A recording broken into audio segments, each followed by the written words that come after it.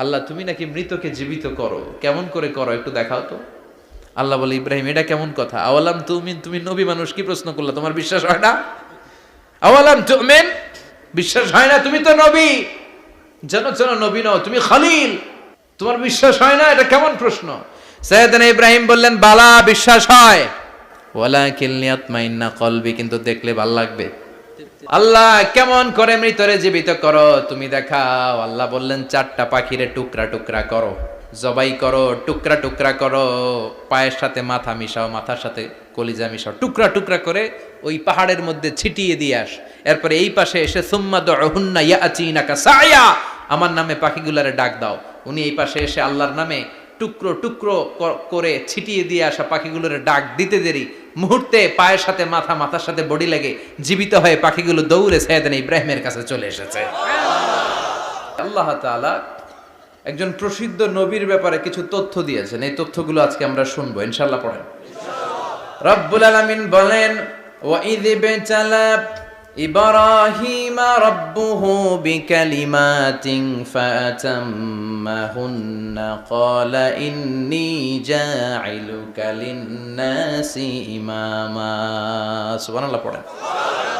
যেই নবীর ব্যাপারে আল্লাহ তথ্য দিলেন ওই নবীর নাম ইব্রাহিম আলাইহিস সালাম। সবাই বলেন কি নাম? চিল্লায় বলেন কি নাম? আল্লাহ বলেন, নবী স্মরণ করুন সেই সময়ের কথা যখন আমি আমার খলিল ইব্রাহিমকে অনেকগুলো বিষয়ে পরীক্ষা করেছিলাম, আর আমার খলিল ইব্রাহিম প্রতিটা পরীক্ষায় গোল্ডেন এ প্লাস পেয়েছে। প্রতিটা পরীক্ষায় সফলতার সাথে আমার ইব্রাহিম উত্তীর্ণ হয়েছে।